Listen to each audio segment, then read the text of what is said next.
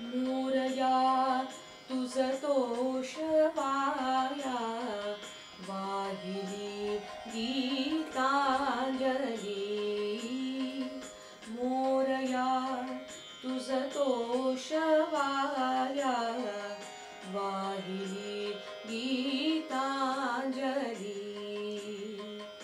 शब्द दुर्वा भाव सुमने प्रेम पूजा बांधिली शब्द दुर्वा भाव सुमने प्रेम पूजा बांधिली प्रेम पूजा बांधिली मोरया मोरया तुझ तोषवाया वाहिली गीतांजली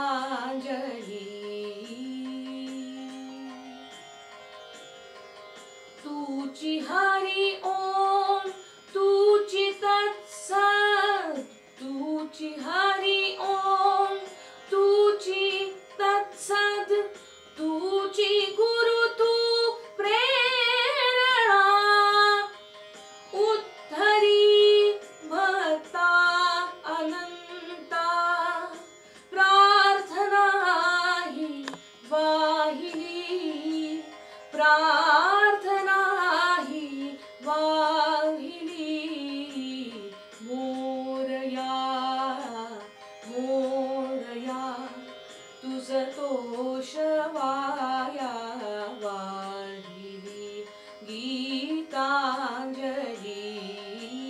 मोरया मोरया मोरया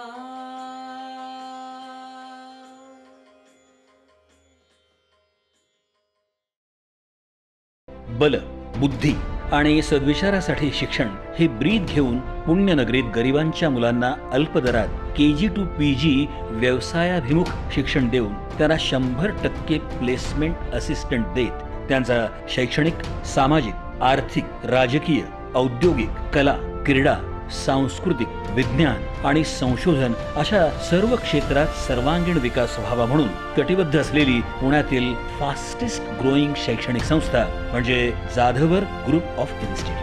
उच्च विद्याविभूषित प्राचार्य डॉक्टर सुधाकरराव जाधवर आणि ॲडव्होकेट शार्दूलराव सुधाकरराव जाधवर यांच्या कुशल नेतृत्वाखाली संस्था आज प्रगतीपथावर आहे. पूर्व प्राथमिक, प्राथमिक, माध्यमिक, कनिष्ठ विद्यालय, BA, BCom, MA, MCom, BBA, BCA, BCS, DSM, DMLT, DEd, BEd, MBA, PGDM, ANM, GNM, CBSE, इंग्रजी माध्यम तसेच मराठी माध्यम असे एकाच छताखाली विविध अभ्यासक्रम या संस्थेच्या विविध कॅम्पसमध्ये शिकवले जातात. यशवंतराव चव्हाण मुक्त विद्यापीठ आणि सावित्रीबाई फुले पुणे विद्यापीठ या दोन्ही विद्यापीठांचे सर्व एक्सटर्नल अभ्यासक्रमही इथे उपलब्ध आहेत. शिवाय बदलत्या काळाचा विचार करून संस्थेमध्ये ऍक्टिंग, डान्स, सिंगिंग, फोटोग्राफी आणि स्किल डेव्हलपमेंट हे कोर्सेस सुद्धा शिकवले जातात. तर योगा आणि मेडिटेशन सारखे वर्ग कॅम्पसमध्येच घेतले जातात. तसंच 9वी आणि 10वीच्या विद्यार्थ्यांना JEE आणि NEET यासारख्या परीक्षांची तयारी करता यावी म्हणून IIT मधून शिक्षण घेतलेल्या तज्ञ प्राध्यापकांकडून संस्थेत मोफत क्लासेस घेतले जातात. 2014 साली सुरू झालेल्या जाधवर ग्रुप ऑफ इन्स्टिट्यूट मध्ये आज 25,000हून अधिक विद्यार्थी शिक्षण घेतात, तर 1500 शिक्षक आणि शिक्षकेतर कर्मचारी काम करतात. संस्थेचा शैक्षणिक दर्जा टिकावा म्हणून शिक्षक भरती करताना त्यांच्या लेखी आणि तोंडी परीक्षा घेतल्या जातात. प्रसन्न आणि सुंदर कॅम्पस, प्रशस्त आणि अद्ययावत क्लासरूम, वर्गात digital board, KG to PG e-learning, विद्यार्थ्यांच्या उपस्थितीची डिजिटल नोंद, उच्च शिक्षित आणि अनुभवी प्राध्यापक, थेअरी सोबत प्रॅक्टिकल शिक्षणावर भर, विविध क्षेत्रातील तज्ञांचं मार्गदर्शन असं विद्यार्थ्यांच्या सर्वांगीण विकासाला पोषक असं शिक्षण हे या संस्थेचं वेगळेपण. भारतीय संस्कृतीसोबत अमेरिकन तत्वज्ञानाचा अवलंब करून आंतरराष्ट्रीय दर्जाच्या शिक्षणाची संधी इथे विद्यार्थ्यांना मिळते. सशक्त युवा, सशक्त राजकारण, सशक्त भारत व्हावा या उद्देशाने त्यांनी गेल्या अनेक वर्षांपासून युवा संसद सुरू केली. महाराष्ट्र आणि गोवा या राज्यातनं या संसदेत विद्यार्थी सहभागी होतात. केंद्र शासन, राज्य शासन, लायन्स क्लब इंटरनॅशनल आणि नेहरू युवा केंद्राच्या संयुक्त विद्यमाने ही युवा संसद चालवली जाते. या कार्यक्रमात आजपर्यंत महाराष्ट्र आणि महाराष्ट्राबाहेरील मंत्री, मुख्यमंत्री अशा अनेक मान्यवरांना सन्मानित करण्यात आलं आहे.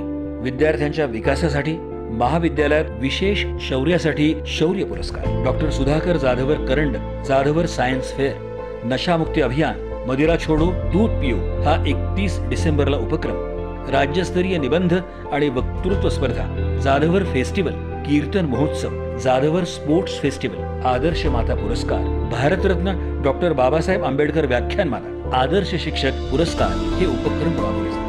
जाधवर सायन्स फेअर मध्ये विद्यार्थ्यांना 10 लाख रुपयांपर्यंत संशोधनाला प्रोत्साहन आणि पेटंटसाठी आर्थिक सहाय्य केले जाते. कंवा आणि शिका योजनेअंतर्गत 50 विद्यार्थ्यांना संस्थेत नोकरीची संधी दिली जाते. आर्मी, पोलीस, पत्रकार, फायर ब्रिगेड, ॲम्ब्युलन्स चालक या क्षेत्रात काम करणाऱ्या पालकांच्या मुलांना या शैक्षणिक संस्थेत KG to PG पर्यंत शैक्षणिक शुल्कात 50% सवलत दिली जाते. तर मुलींसाठी 11वी ते PhD पर्यंत विशेष स्कॉलरशिप दिली जाते. आज कुठल्याही शैक्षणिक संस्थेचा दर्जा हा तेथील विद्यार्थ्यांना मिळणाऱ्या प्लेसमेंट आणि पॅकेजवर गणला जातो. Magic Bus, Just Dial, Ruby Hall, HDFC Bank, Bajaj Allianz, Flipkart, Tata Capital, Tata AIG, Wipro, Sahyadri Hospital अशा नामांकित कंपन्या दरवर्षी या संस्थेतील विद्यार्थ्यांना कॅम्पसमध्ये मुलाखती घेऊन नोकरीच्या संधी देतात. 100% विद्यार्थ्यांना इंटर्नशिपसाठी संस्थेमार्फत संधी देतात. लवकरच 1000 एकर क्षेत्रावर विद्यापीठ स्थापनेचा संस्थेचा मानस आहे. रिअल इस्टेट, बांधकाम, हॉटेल, सेवा, चित्रपट निर्मिती अशा विविध उद्योग क्षेत्रातही जाधवर ग्रुप अग्रेसर. पुणे या विद्येच्या माहेरघरात फास्टेस्ट ग्रोईंग असणारी ही शैक्षणिक संस्था लवकरच महाराष्ट्रातील फास्टेस्ट ग्रोईंग शैक्षणिक संस्था बनण्याच्या दिशेने वेगवान वाटचाल करत आहे. त्यांच्या या वाटचालीला हार्दिक हार्दिक शुभेच्छा.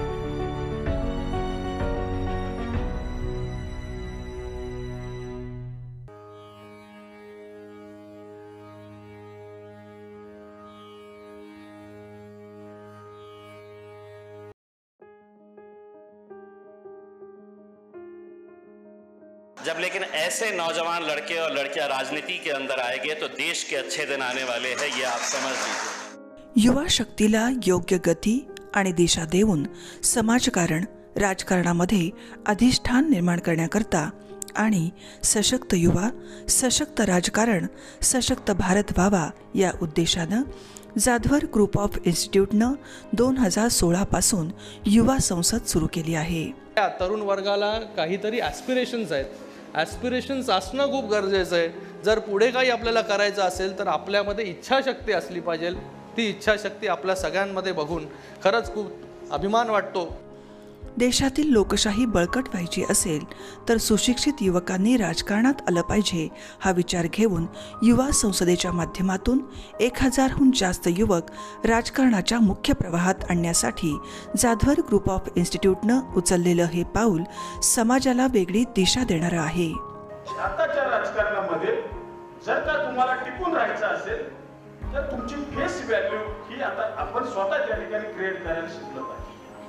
जोपर्यंत तुमची फेस व्हॅल्यू तुम्ही समाजापुढे नेऊन ठेवू शकत नाही तोपर्यंत समाज किंवा नागरिक तुमच्यापर्यंत आकृष्ट होऊ शकत नाही. अशी सध्याच्या राजकारणाची परिस्थिती आहे. हिंदुस्थानी हे एकच जात असणं हे अत्यंत गरजेचं आहे. समाजासाठी चांगले नेतृत्व निर्माण करणं हा महत्त्वाचा उद्देश डोळ्यासमोर ठेवून प्रभावी नेतृत्व करणारे चेहरे युवकांच्या समोर आणून त्यांना प्रेरणा देण्याचं काम या माध्यमातून सुरू आहे. तुमच्या पाठीशी किती जण आहेत हे मोजण्यापेक्षा तुम्ही किती जणांच्या पाठीशी उभे आहात हे युवकांना कळावं हा विचार युवकांच्या मनात प्रभावीपणे रुजवण्याचं काम या संसदेत विचारांचं मंथन करून केलं जातं. परंतु बांधवांनो, तुम्हाला तुमचे चॅलेंज आणि रस्ता तयार करायचा असेल तर स्वतःच्या दिमागाने चालण्याचा प्रयत्न करा. सारं पैशावर होतं काय असं नाही, काय गरज नाही पैशाची. फक्त डेडिकेशन, डेवोशन आणि डिटर्मिनेशन पाहिजे. त्याग करायची, कष्ट करण्याची कुवत पाहिजे. आणि मलाच पाहिजे म्हणायची गरज नाही. मलाच पाहिजे, मलाच चेअर पाहिजे बिलकुल नाही.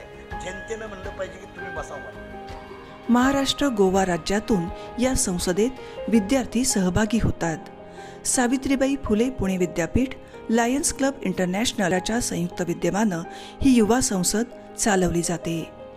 या संसदेत आजपर्यंत महाराष्ट्र आणि महाराष्ट्राबाहेरील राज्यातील मुख्यमंत्री, मंत्री अशा अनेक मान्यवरांना सन्मानित करण्यात आलंय. तसंच समाजात निस्वार्थीपणे समर्पण भावनेतून उल्लेखनीय कार्य करणारे आदर्श सरपंच, पंचायत समिती सदस्य, जिल्हा परिषद सदस्य, आमदार, खासदार, मंत्री, पत्रकार, प्रशासकीय अधिकारी यांना विविध पुरस्कारानं सन्मानित केलं जातं. मध्यमवर्ग काय म्हणतं, नको बाबा राजकारण, आम्हाला राजकारण नको, याचं राजकारण घाण आहे. अरे घाण आहे तर साफ करायला उतरा गटारात, तर साफ होईल, लक्षात घ्या. त्यामुळे माझी तरुण मुलांना ही विनंती आहे, आई वडिलांनी जरी सांगितलं राजकारण खराब आहे तरी ते अजिबात ऐकू नका. आपण चांगले असू, आपण ठरवलं भ्रष्टाचार करायचा नाही, आपण ठरवलं सचोटीने वागायचं, आपण ठरवलं सामान्य माणसाची बांधिलकी ठेवायची, तर आपलं राजकारण चांगलं होऊ शकतं. युवा संसदेत शैक्षणिक, सामाजिक, आर्थिक, राजकीय, औद्योगिक, कला, क्रीडा, सांस्कृतिक, विज्ञान आणि संशोधन क्षेत्रातील व्यक्तींचं बहुमूल्य मार्गदर्शन युवकांना दिलं जातं. विविध सामाजिक आणि राजकीय क्षेत्रांवरील विषयांवर विस्तृतपणे चर्चा करून संबंधित अहवाल विविध राज्यातील राज्यपाल, मुख्यमंत्री, संबंधित विभागाचे मंत्री यांना पाठवण्यात येतो. कि मंजिल मिले ना मिले ये मुकद्दर की बात है, हम कोशिश भी ना करें ये गलत बात है. उच्च विद्या विभूषित संस्थापक अध्यक्ष प्राचार्य डॉक्टर सुधाकरराव जाधवर आणि उपाध्यक्ष ॲडव्होकेट शार्दूलराव सुधाकरराव जाधवर यांच्या कुशल नेतृत्वाखाली या संस्थेने राबवलेला युवा संसद हा अभिनव उपक्रम जगात सर्वात मोठ्या असलेल्या आपल्या देशातील लोकशाही बळकटीकरणाला नक्कीच हातभार लावेल असा विश्वास वाटतो. 40 वर्ष माणसांमध्ये काम केल्यामुळे डोळे माझे खूप शार्प आहेत, कानही माझे खूप शार्प आहेत, ते पटकन विश्लेषण करतात. त्याच वेळेला मला जाणवलं की खूप गट्स असणारा मुलगा आहे, खूप गट्स असणारा मुलगा आहे. आणि आज इथे शांतपणे सगळं त्याचं पाहता पाहता असं लक्षात आलं की हा खूप मोठा माणूस होऊ शकतो. असा या युवा संसदेचा एका अर्थाने संयोजक आणि या ट्रस्टचा उपाध्यक्ष शार्दूल जाधवर ग्रुप ऑफ इन्स्टिट्यूटच्या या प्रयत्नांना असंच यश लाभत राहो ही सदिच्छा.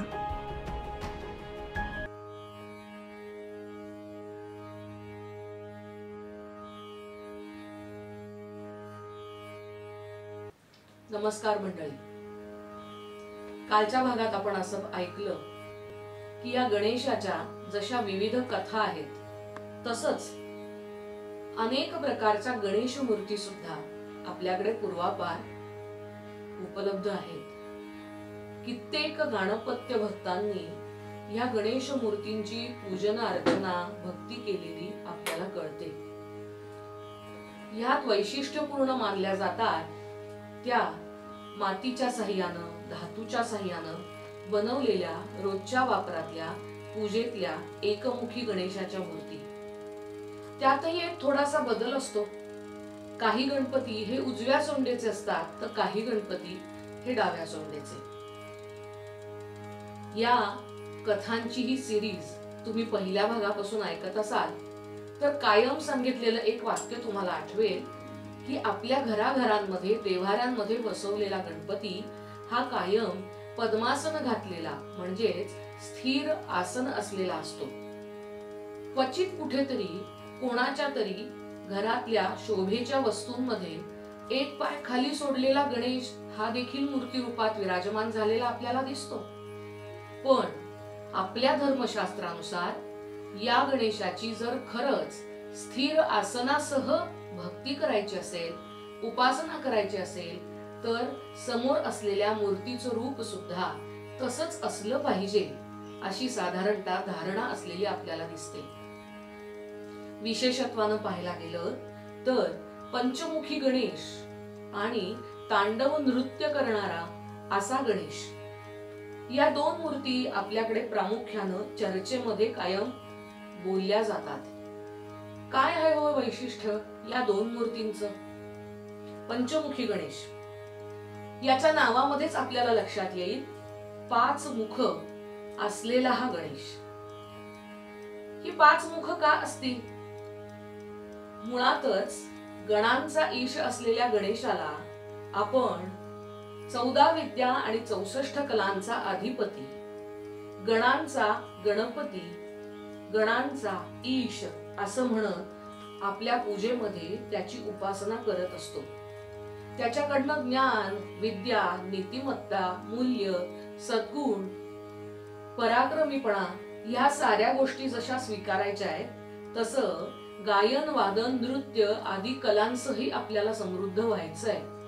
थोडक्यात काय, आजच्या भाषेत सांगायला गेलं तर जो उत्तम विद्यार्थी आहे, जो उत्तम साधक आहे, जो उत्तम भक्त या पदाला पोचण्यासाठी इच्छुक आहे, त्यानं गणेश मूर्तीमध्ये सांगितलेल्या साऱ्या गुणांचा विचार करत मल्टीटास्किंग अंगीकारायला हवं.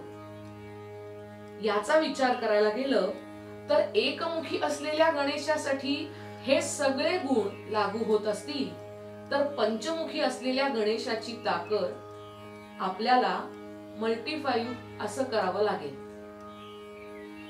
विचार करा, हिशोब काय होऊ शकतो.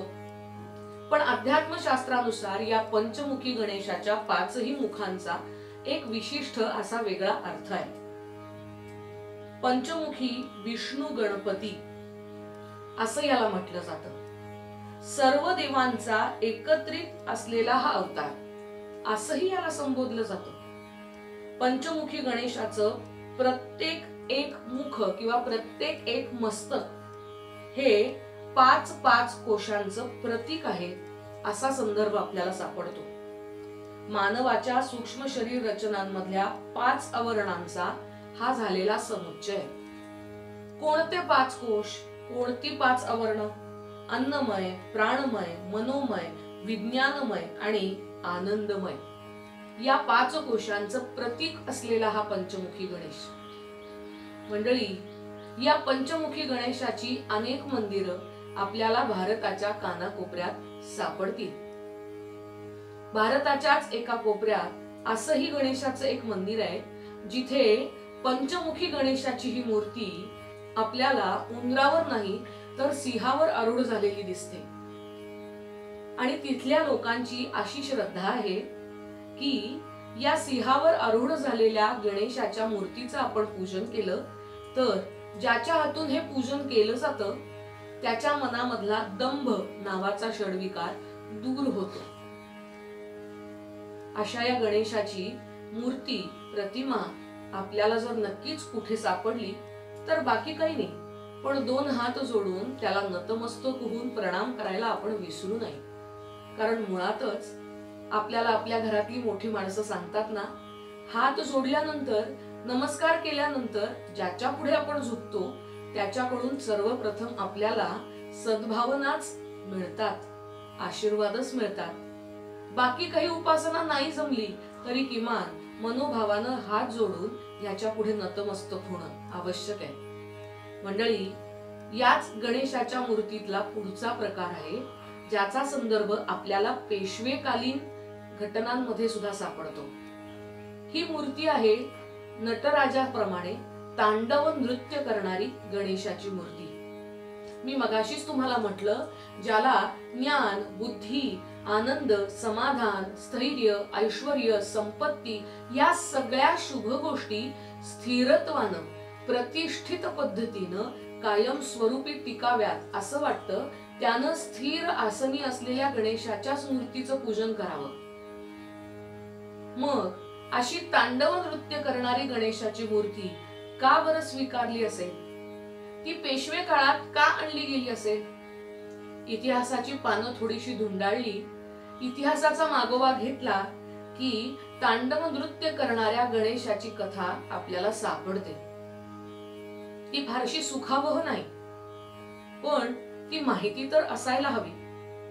पेशवे घराण्याचा इतिहास हे श्री प्रमोद ओक यांनी लिहिलेलं पुस्तक. या पुस्तकाकरता त्या काळातल्या सर्व गोष्टींचा संदर्भ शोधत असताना त्यांना पेशवे काळातच प्रसिद्धीला आलेली रघुनाथराव पेशवे यांच्याकडे असलेली ही तांडव नृत्य करणारी गणेशाची मूर्ती याचा संदर्भ मिळाला. असं म्हणतात की ही मूर्ती रघुनाथरावांकडे कुठून आली, कोणी दिली, का दिली हे ठाऊक नव्हतं कोणालाच. पण साधारण हा काळ आहे थोरले माधवराव पेशवे पेशवाईची वस्त्र स्वीकारतात तेव्हाचा काळ. साऱ्या जगाला माहिती आहे, किंबहुना इतिहासाच्या पानांमध्ये आपण हे वाचले देखील की रघुनाथराव पेशवे हे नानासाहेबांचे बंधू आणि नानासाहेबांच्या नंतर या पेशवाईची वस्त्र या घरातला ज्येष्ठ म्हणून मलाच मिळाली पाहिजे ही त्यांची लालसा म्हणा किंवा दुर्दम्य इच्छाशक्ती म्हणा. ती पूर्ण होण्याकरता रघुनाथराव पेशव्यांनी आयुष्यभर बरीच कारस्थानं केली असाही संदर्भ आपल्याला पेशवेकालीन पुस्तकांमध्ये सापडतो.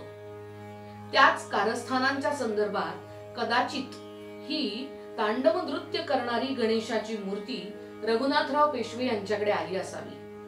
त्याचं पूजन अर्चन शनिवारवाड्याच्या एका भागात रघुनाथरावांनी केलं.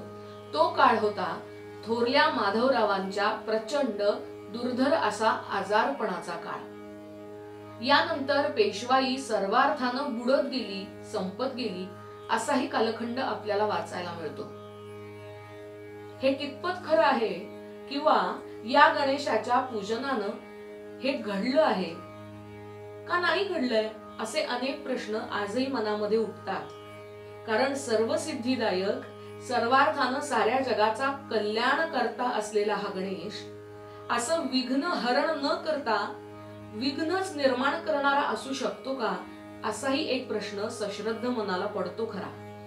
पण याच संदर्भातल्या कित्येक आख्यायिका पेशवाई नंतरच्या पुढच्या काळामध्ये कित्येक घराण्यांमध्ये घडलेल्याही सापडतात. अर्थात जावे त्याच्या वंशात तेव्हा कळे असं जे आपल्याकडे म्हटलं जातं त्याचप्रमाणे या घटनेकडे पाहायला हवं. मुळातच तांडव नृत्य हे क्रोधाची परिसीमा गाठल्यानंतर भगवान शंकरांकडनं केलं जाणारं नृत्य आहे.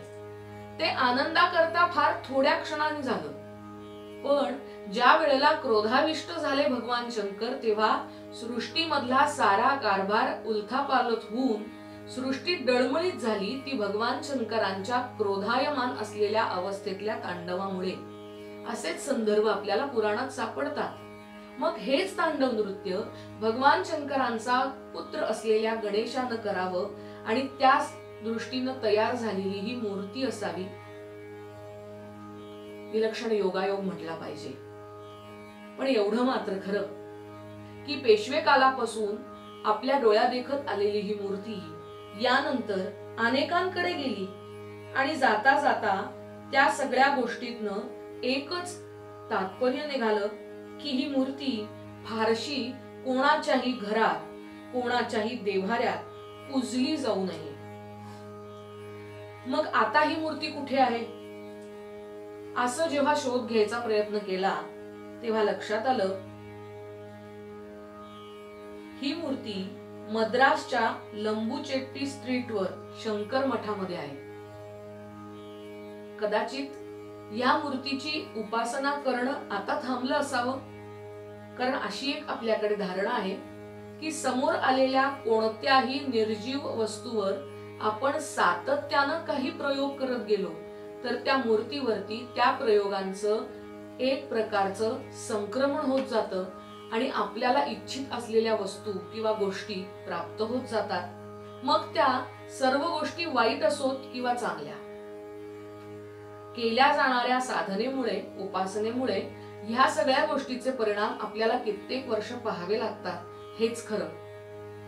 थोडक्यात ह्या सगळ्याचं तात्पर्य एकच आहे मंडळी. ज्याला सरळ, साध्या, सोप्या, सश्रद्ध भावनेनं पुढे जायचंय ना त्यानं वर्षानुवर्ष परंपरागत असलेली, पद्मासन घातलेली, अधिष्ठित असलेली अशीच गणेश मूर्ती मातीच्या स्वरूपात, पंचधातूच्या स्वरूपात किंवा सोनं, चांदी, तांब, पितळ अशा वेगवेगळ्या स्वरूपात आपल्या घरात आणावी ती सश्रद्ध भावनेनं पूजावी आणि त्याची कृपा आपण प्राप्त करून घ्यावी.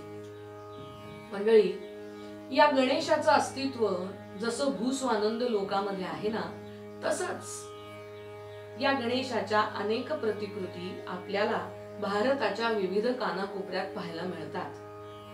महाराष्ट्रातले अष्टविनायक जसे प्रसिद्ध आहेत, तसंच विदर्भातले अष्टविनायक सुद्धा या गणेशाच्या विविध आलेल्या प्रचितींमुळे प्रसिद्ध आहेत.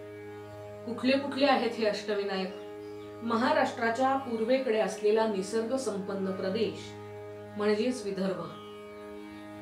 मोठमोठी खवय्ये मंडळी सुद्धा या विदर्भात जशी प्रसिद्ध आहेत ना मंडळी, त्या खवय्यांकरता असणारे वेगवेगळ्या चवीचे, वेगवेगळ्या स्वादाचे पदार्थ जसे विदर्भात प्रसिद्ध आहेत, तसेच प्रसिद्ध आहेत ते या विदर्भाचे अष्टविनायक.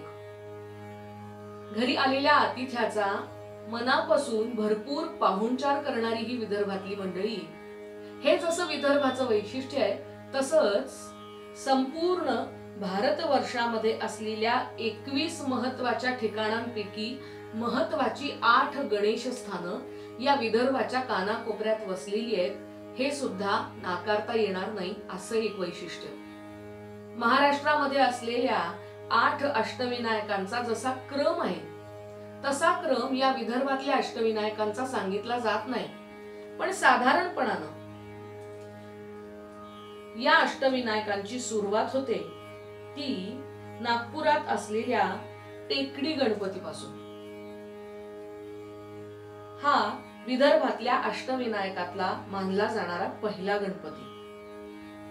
नागपूर मधलं हे अतिशय प्रसिद्ध देवस्थान. पिंपळाच्या झाडाखाली गणेशाची शेंदूर चर्चित असलेली ही मूर्ती स्वयंभू गणेशाची प्राचीन मंदिराच्या भग्न अवशेषांमध्ये मिळाली आहे असं सांगितलं जातं. सुरुवातीला इथं अगदी साधंसुधं मंदिर होतं, पण आता हे एक भव्य देवस्थान झालेलं आहे. मंदिराचा गाभारा म्हणजे एक मोठा हॉल, त्याच्यामध्ये मध्यात असलेलं झाड आणि त्याच्या खाली असलेली गणेशाची मूर्ती, असा हा नागपूरचा टेकडी गणपती. नागपूर जवळच असलेलं भंडारा नावाचं ठिकाण, त्याच्यामध्ये असलेला हा दुसरा आहे भृशुंड विनायक. प्राचीन स्थंडिल ग्राम नावानं प्रसिद्ध असलेलं मेंढा हे गाव, जे वैनगंगा नदीच्या तीरावर विदर्भामध्ये आहे, याच नदीच्या तीरावरती असलेल्या या गावात अष्टविनायकांमधला हा एक गणपती वसलेला आहे. या गणपतीला भृशुंड विनायक का बरं म्हटलं असेल, याचे सुद्धा काही संदर्भ सापडतात. याची एक कथा आपल्याला गणेश पुराणात सापडते. काय आहे ही भृशुंड ऋषींची कथा? मोठी विरोचक आहे मंडळी. विदर्भातल्या अष्टविनायकांपैकी असणारा हा एक गणेश मेंढा या गावी वसलेला आपल्याला दिसतो. हे गाव भंडारा जिल्ह्यात येतं. असं म्हणतात की ह्या प्रांतामध्ये नामापुळी नावाचा एक जण येणाऱ्या जाणाऱ्या वाटसरूंची वाट अडवत असे. कसं असतं ना, आपल्या हाती असलेलं रोजचं उदरनिर्वाहाचं काम आपण मनापासून केलं तरी सुद्धा ते उपासनेतच मोडतं. म्हणूनच की काय, हा नामापोळी येणाऱ्या जाणाऱ्यांना लुटत असला तरी सुद्धा सचोटीनं सारं काही वागत होता. याचंच फळ म्हणा. एकदा तो गणेश तीर्थ या ठिकाणी स्नानासाठी गेला आणि त्याची भेट तिथे मुद्गल नावाच्या ऋषींशी झाली. हे मुद्गल ऋषी एक एक पाऊल पुढे टाकत टाकत गजाननाचं स्मरण करत चालले होते. या नामापोळ्यानं आपल्याकडची तलवार त्यांना मारण्याकरता उगारली, पण ऋषींच्या मुखातून येणाऱ्या नामस्मरणाचा परिणाम म्हणा किंवा त्यांच्याकडे असलेल्या उपासनेची ताकद म्हणा, याच्या हातची तलवार गळून पडली आणि ह्याला पश्चाताप झाला. आपण कोण, कुठून आलात, मुखानं आपण कोणाचं नाव घेता आहात, हे सारं मीही करू शकतो का, असं ह्या नामापोळ्यानं त्यांना विचारलं. मुद्गल ऋषी म्हणाले, हो का नाही, जे नाम मी घेतो आहे ते तूही घेऊ शकतोस की. आणि म्हणूनच मुद्गल ऋषींनी या नामाकोळ्याला त्या गणेश तीर्थात स्नान करून शुचिर्भूत व्हायला लावलं. काही अंतरावरती त्याला पद्मासनात बसवलं. तो जिथे बसला होता तिथे शेजारी एक काठी जमिनीत रोवली आणि त्याला सांगितलं, हे बघ, आता मी येईपर्यंत तू मुखानं श्री गणेशाय नमः, श्री गणेशाय नमः, श्री गणेशाय नमः असा जप करत बस. बसला हो. महिने गेले, वर्ष गेली आणि एक दिवस असा उगवला की त्याच रस्त्यानं जाणाऱ्या मुद्गल ऋषींना एका वारुळातून श्री गणेशाय नमः, श्री गणेशाय नमः अशा अर्थाचा ध्वनी येऊ लागला. त्यांनी नीट निरखून पाहिलं तर वारुळा शेजारी त्यांनी कैक वर्षापूर्वी जमिनीत रोवलेल्या वाळक्या काठीला आता नवी पालवी फुटून त्याचा सुंदर वृक्ष झाला होता आणि त्या वृक्षाच्या तळाशी एक वारुळ तयार झालं होतं. जे वारुळ त्यानं हलक्या हाताने बाजूला केलं. ते वारुळ बाजूला केल्यानंतर 12-13 वर्षापूर्वी भेटलेल्या नामाकोळ्याची त्यांना ओळख पटली. पण सततच्या मुखातून होणाऱ्या गणेशाच्या नामस्मरणाचा परिणाम म्हणा, या नामाकोळ्याचं रूपच बदलून गेलं होतं. मानवी देहात असलेल्या नामाकोळ्याच्या मुखाला एक शृंडा म्हणजे सोंड फुटली होती आणि तो गणेशाच्या नामस्मरणात तल्लीन झालेला होता. मुद्गल ऋषींनी त्याचं हे रूप पाहिलं आणि प्रत्यक्ष गणेशाचं रूप निर्माण होऊन रूप बदलून गेलेला, सच्चित स्वरूप झालेला हा नामा, आता मुद्गल ऋषींनी याला भृशुंड हे नाव दिलं. याच भृशुंड ऋषींनी स्थापन केलेला हा भृशुंड गणपती. ही कथा ऐकल्यावर काय आठवतो हो मंडळी? ही कथा ऐकल्यावर आठवते ती रामायणाचा उद्गाता असलेल्या वाल्या कोळ्याची म्हणजेच वाल्मिकी ऋषींची कथा. नामस्मरणाचा, उपासनेचा, जपजाप्याचा मंत्र जरी बदललेला असला तरी परिणाम एकच आहे. ज्याचं नाम मुखातून सतत घेतलं गेलं त्याच भगवंताच्या रूपाचे गुण, रूप सारं काही त्या भक्तामध्ये संक्रमित होतं. हेच खरं. 8 फुटी उंचीची ही मूर्ती मोठी भव्य आहे. सौम्य ललितासनात बसलेली, पायाशी नागाचं वेटोळ असलेली, त्यावर गणेशाचं वाहन असलेला उंदीर आणि त्याच्यावरती विराजमान झालेली ही गणेश मूर्ती. चतुर्भुज असलेली ही मूर्ती, एक हस्त वरदाचा म्हणजेच वर देणारा आणि उरलेल्या 3 हातांमध्ये पाशांकुश आणि मोदकाचं पात्र असलेला. या मूर्तीच्या मस्तकावरती 5 फण्यांचा एक नाग शिल्पकारानं कोरलेला आहे. एवढंच नाही तर मंदिराच्या आवारात एका चौथऱ्यावर आपल्याला इथे साधारण 8 फुटाच्या उंचीची मारुतीची सुद्धा मूर्ती दिसते. पुढचं ठिकाण आहे 18 भुज विनायक असलेला रामटेकचा गणपती. वनवासामध्ये असताना प्रभू रामचंद्रांचा काही काळ निवास, वास्तव्य हे रामटेक या ठिकाणी होतं असं समजलं जातं. सापुतारा पर्वत रांगेवर वसलेलं हे ठिकाण अतिशय निसर्गरम्य आहे. विदर्भातल्या अष्टविनायकाचं एक स्थान यातलं सुद्धा, आणि ते म्हणजे 18 हाताच्या गणपतीचं म्हणजेच अष्टदशभुजा गणेशाचं मंदिर. नावाप्रमाणेच इथली मूर्ती अत्यंत वेगळी आणि वैशिष्ट्यानं भरलेली आहे. या गणेशाला 18 हात आहेत. का बरं असतील असे 18 हात? विज्ञानाचे हात 18 म्हणून 18 सिद्धींमुळे या गणेशाला 18 हात असावेत का? या 18 सिद्धींमुळेच या गणेशाचं पूजन विघ्नेश्वर म्हणून करतात असं इथल्या स्थानिकांकडनं कळतं. उजव्या सोंडेचा हा गणपती असल्यामुळे याला सिद्धिविनायक असंही म्हटलं जातं. यानंतर येतो तो नागपूर छिंदवाडा लोह मार्गावरील पाटण सावंगी या स्थानकापासून जवळच असलेल्या आदासा या क्षेत्रावरचा शमी गणेश.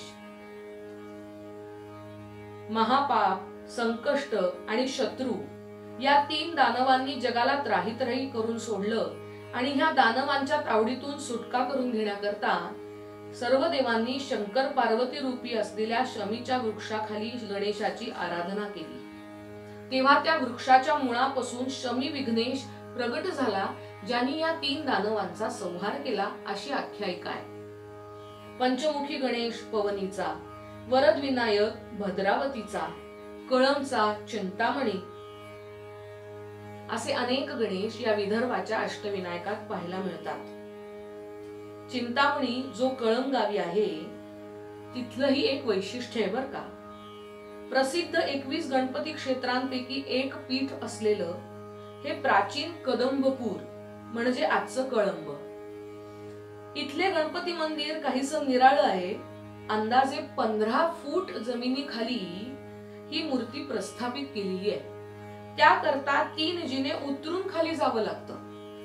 इथे जमिनीखाली पाण्याचे प्रवाह आहेत. त्या पाण्याची पातळी वाढायला लागली की या गाभाऱ्यामध्ये पाणी साठू लागतं आणि गणेश मूर्तीच्या पायाला त्या पाण्याचा स्पर्श झाला की ते पाणी सहजपणाने ओसरतं. असा प्रसंग 12 वर्षातनं एकदा तरी घडतोच असं इथं सांगितलं जातं. आणि त्यानंतर येतो या अष्टविनायकातला खूप महत्वाचा गणपती, तो म्हणजे एकचक्रा गणपती. एकचक्रा नगरीचा उल्लेख आपण महाभारतात ऐकलाय मंडळी. अज्ञातवासात असलेल्या पांडवांना आपलं रूप लपवून अनेक ठिकाणी वास्तव्य करावं लागलं. तिथेच येते ही कथा. एकचक्रा नगरीत ब्राह्मण वेश धारण करून राहिलेले 5ही पांडव आणि त्यांची माता कुंती. एक दिवस या एकचक्रा नगरीमध्ये घडलेला हा प्रसंग, ज्या घरामध्ये हे 5 पांडव आपल्या मातेसह राहत होते त्याच घराच्या शेजारी असलेल्या घरामध्ये रडण्याचे, दुःखी उसासे टाकण्याचे आवाज येऊ लागले. म्हणून जाऊन कुंती मातेनं विचारलं तेव्हा तिच्या निदर्शनाला आलेली गोष्ट होती ती अशी की ह्याच गावाजवळ बकासूर नावाचा एक असुर वास्तव्य करून राहत होता. त्यानं संपूर्ण गावाला अभय देण्याकरता एक अट घातली होती आणि ती अट अशी होती की या गावामधून गाडाभर अन्न आणि एक व्यक्ती अशी बकासुराकडे पोचती झाली पाहिजे. आज ही घटना या घरामध्ये घडणार होती. घरातली लहान मुलं आपल्या आई वडिलांच्या दुःखाकडे पाहून म्हणत होती, आई बाबा आम्ही जातो पण तुम्ही राहा. थोरलं भावंड म्हणत होतं, मी नसलो तरी तुम्ही आहात ना आई वडिलांकरता, मी जातो आई बाबांबरोबर, तुम्ही आनंदानं राहा. आपल्या मुलांचं हे सारं ऐकून आई वडिलांना वाईट वाटत होतं आणि या ब्राह्मण पती पत्नीनं ठरवलं की कोणी नाही पण आपल्यापैकी दोघांनी एकाने कोणीतरी जाऊया.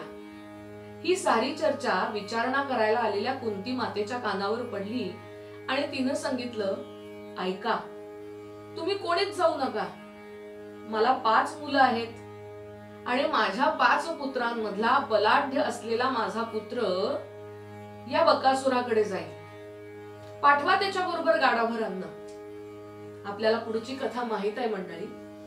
गाडाभर अन्न घेऊन गेलेल्या भीमसेनानं बकासुराला ते सारं देण्याऐवजी आधी स्वतःच खाऊन घेतलं आणि मग माझं आणलेलं अन्न तू खातोस काय, थांब तुला पाहतोच असं म्हणून बकासुरानं भीमाशी तुंबळ युद्ध केलं, ज्या युद्धामध्ये या बकासुराला आपले प्राण गमवावे लागले.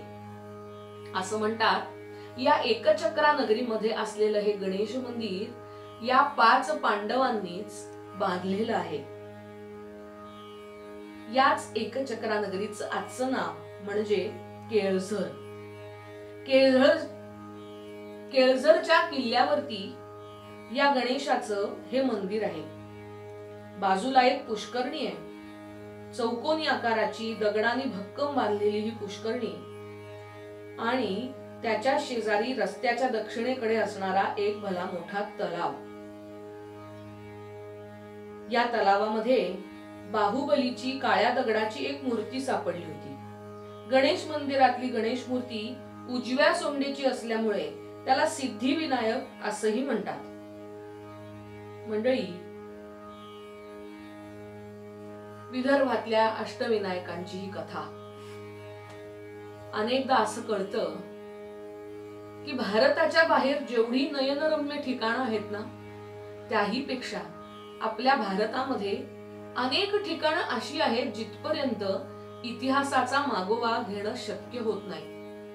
पण कडेकपारीत, कानाकोपऱ्यात, विविध प्रांतांमध्ये विविध संस्कृतींनी आणि परंपरांनी नटलेल्या अनेक प्रथा आहेत, ज्या प्रथांमुळे आमच्याकडच्या दगडाला सुद्धा देवत्व प्राप्त होतं. आणि मला वाटतं विश्व विकास करत जाणाऱ्या भारतवर्षाकरता हा सगळ्यात मोठा सन्मान आहे. कारण इथं असलेल्या निर्जीव दगडाला सुद्धा सातत्यानं केल्या जाणाऱ्या उपासनेनं देवत्व दिलं जातं आणि त्या देवत्वामुळेच आमच्याकडच्या प्रत्येक गोष्टीत आम्ही आमच्या परमेश्वराचा अंश शोधत राहतो. भारतीय उपासनेचं हेच नसेल का गुह्यतम शास्त्र?